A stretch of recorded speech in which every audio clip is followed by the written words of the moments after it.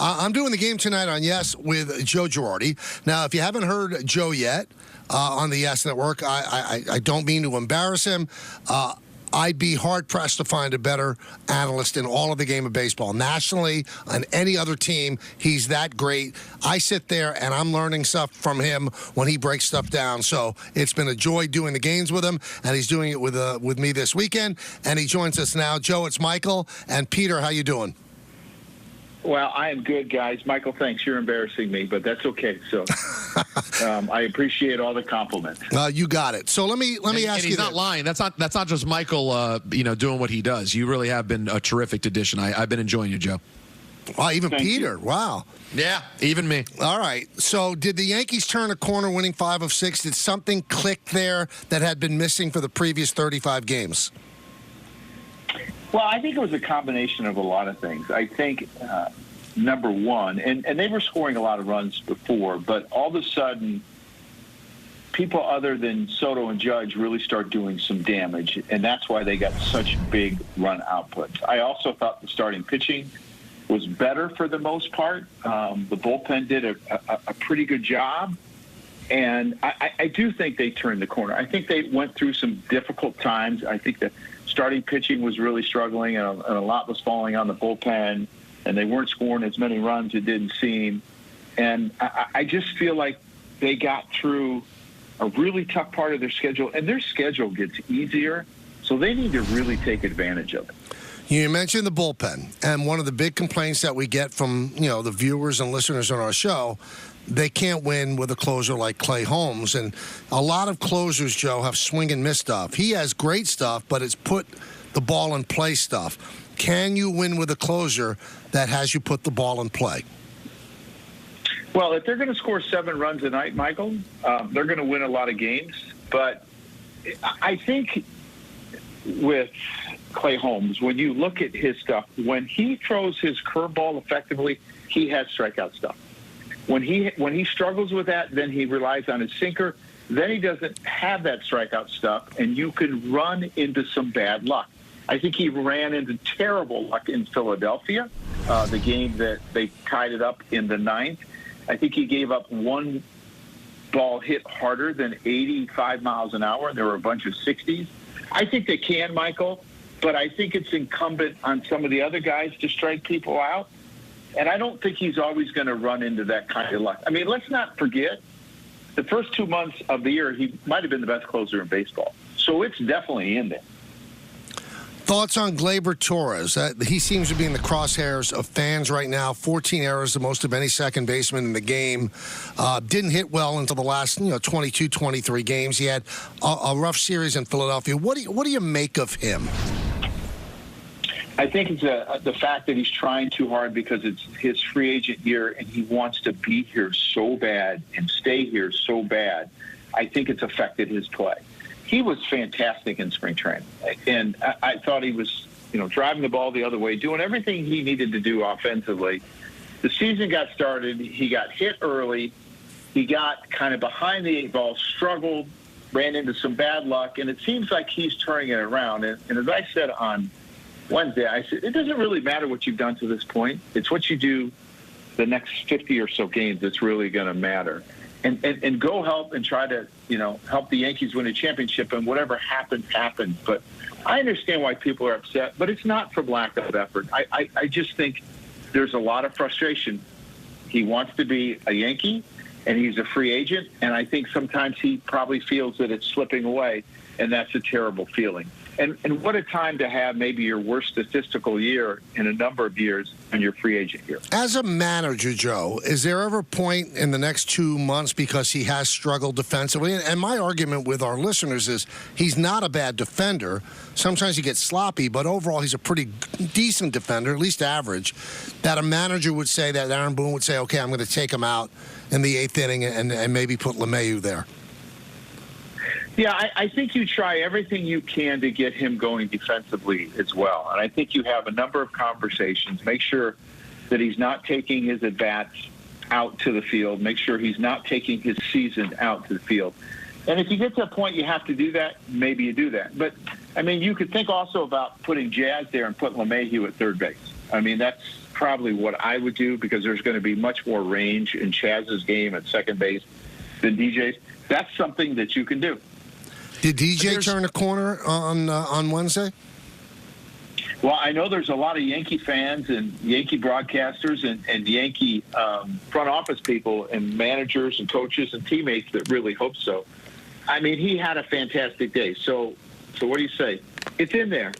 It's just getting it to come out. And, what I'm, really starting to recognize as I sit back and I'm not managing so much, I'm just broadcasting, is guys that start off on the IL really struggle if they're there for a long time, because they're not in midseason form in the middle of the season. They're in just coming out of spring training mode, and it's really hard to replicate.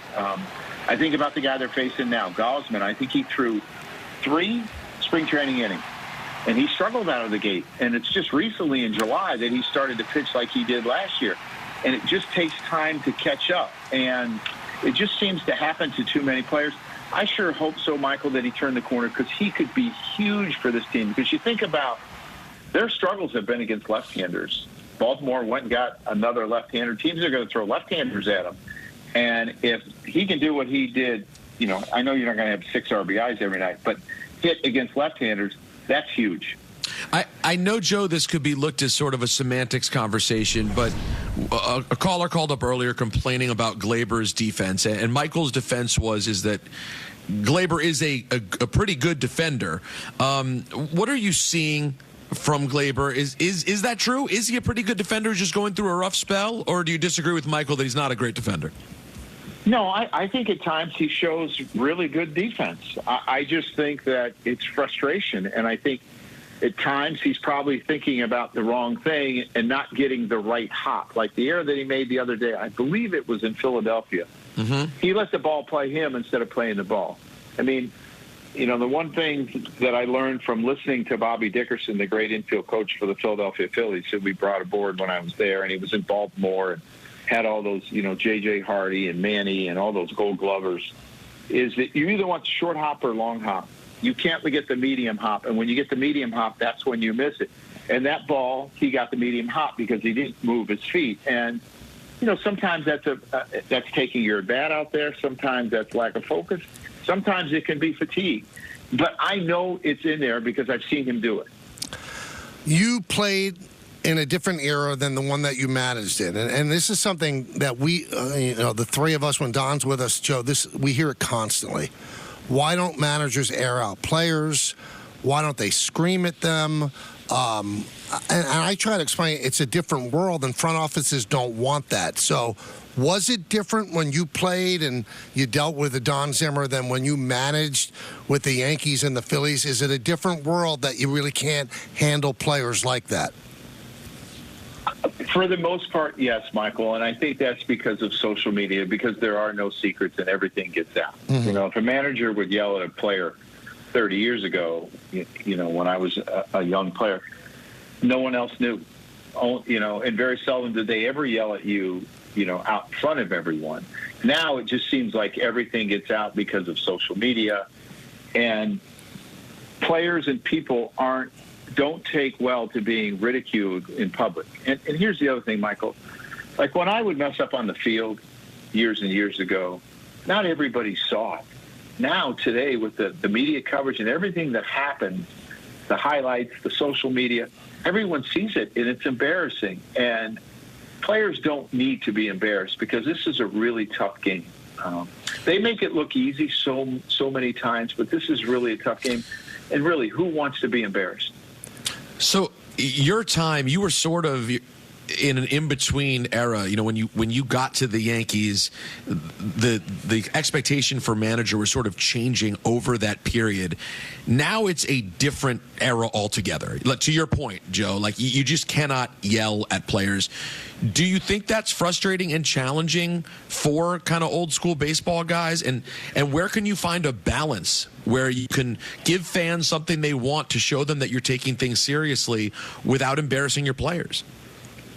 I think sometimes you just have to discipline players in a little bit different way. And I still think you can discipline them. I don't think that's a problem. And I think players, in a sense, teammates, they want discipline. They want to make sure that they can count on the person next to them and they're doing things the right way. That's really important, I think, in a clubhouse. And the best clubhouse is a clubhouse that's run by the players, not the manager. And I think players have the ability to do that. I look at a guy like Aaron Judge. He's the kind of guy that, when you walk in the room, his presence, it's game on and you better be prepared and he's going to do everything the right way. And Aaron Judge is going to hit, 50 homers and drive in 140 runs. But he's also going to have a bad day. And how does he carry himself when he has a bad day? He tries to do something to be positive. And that's what you have to make sure. And I think, it's really important that we don't lose focus when we're raising players today, that it's all about the competition and that baseball becomes instinctual, not something that you really have to go over and think too much about. Because if you think in this game, everything is usually past you at that point. Like if I think I got to move my hands here, it has to be instinctual. So the reps are really important, but you can't become a lab player because you have to go out and compete. And we have to make sure that we're always making players compete at some level.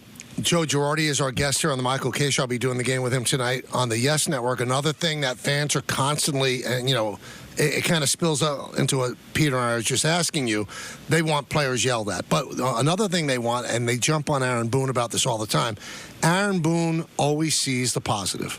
And they say if a guy screws up, they want him on that post-game show, which we carry on Yes, to rip the player. And I try to explain, no, that's not the way it works. Joe, did you fight the urge to say a guy didn't do the right thing? And were you encouraged not to say that? And do you think that Aaron Boone is encouraged not to rip a player? Not just Aaron Boone, coaches and managers all over the world. I think it's a different world in terms of going after a player publicly. It's not Billy Martin and Earl Weaver anymore. No one ever told me how to manage a player or discipline a player. I think you just learn from your experiences. And I think most players know when they screw up. And I think the one thing that Joe Torre taught me was always ask a player what he was thinking.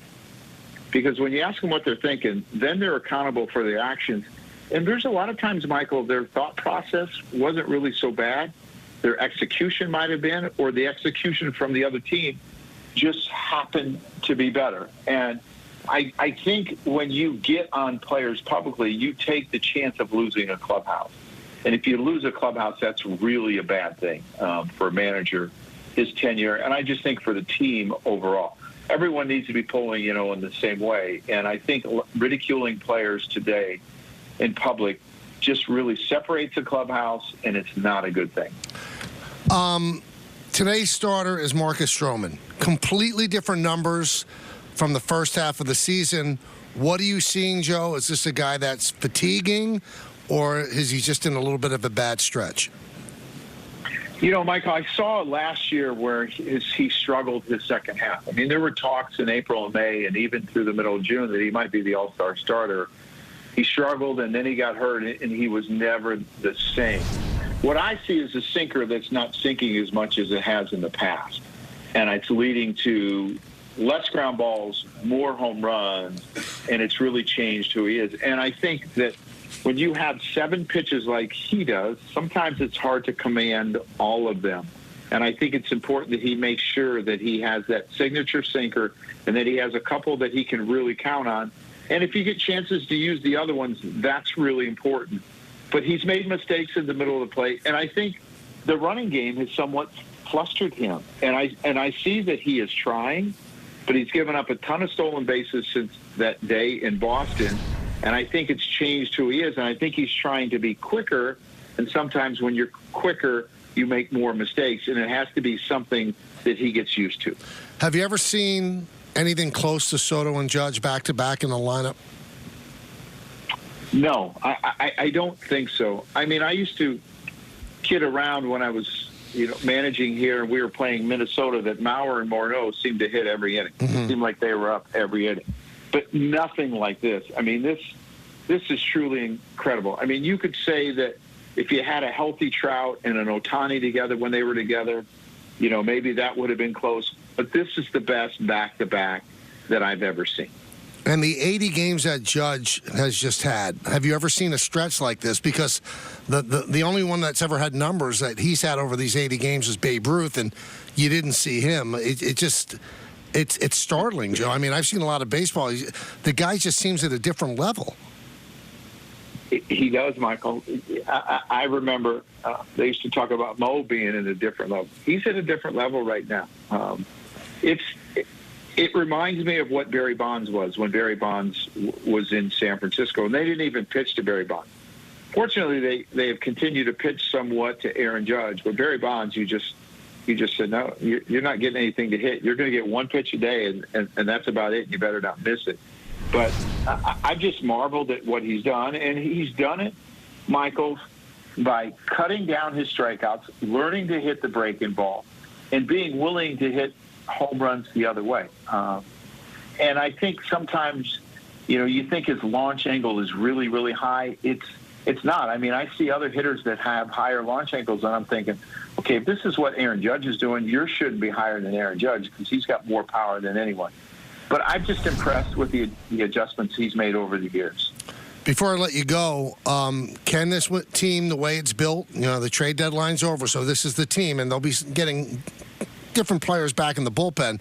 Can this team win a championship? I think it can. I think it's, there's some really good teams out there. There's a handful of teams that are really good. And I think it's harder to win championships now than ever just because of how many rounds you have to play. And if you have a bad couple of days in the playoffs, in the third or fourth round, you have no chance to recover a lot of times. So I think it can. Obviously it comes down to timely hitting. And I think the most important hitters of the lineup are number 1 and number 4, the guys that surround this guy. And even number 9 is really important, getting on in front of Soto and Judge. And 2, it's going to depend on the pitching. It always comes down to pitching. Can the starting pitching hold up? Can you get Garrett Cole going? And I think that will happen. That would be the least of my worries. And can the bullpen continue to improve and with the additions add some more strikeout stuff? Do you ever dream about the triple against Maddox in Game 6 in '96? No. Never? Do you think about it? No, I mean, yeah, if the game's on TV, yes, right. I'll put it on and watch it. But it's the one moment in time that I wish I could go back to in my life. I don't look back and say, I wish I could go back here. I don't really remember it. Wow. There's two things that there's one thing that I really remember about it. I thought Joe Torre was going to give me the safety squeeze. That's what I remember about the play. And when he did, I swung at the first pitch. And I always did that. Well, it was a special moment, that's for sure. And Paul O'Neill said that the ground was vibrating. Yeah, I mean, I wish I could go back and feel it and understand it. But it was special, and it was my first hit in the World Series, and it couldn't have come at a better time. And I'm really blessed to have been a part of this organization as a player, a coach, a manager, and a broadcaster, and it's been wonderful to come back. It's been great having you back, and I'll see you tonight. The broadcast will start about 7:05. So thank you, Joe. Thanks, guys. Have a great day. All right. That's the Pinstripe Report. Thanks, Joe. By Samwell Institute for Pain Management. For pain-free life, visit SamwellPain.com today. I didn't want to put him on the spot, Peter, but I don't think that me telling fans that's not the way it's done anymore holds that much weight because they just think I'm being Yankee boy. Joe Girardi saying it, that's not the way it's done anymore. You're not going up on that podium and ripping players and going, this guy stinks. I can't believe he booted that. He's got to start hitting.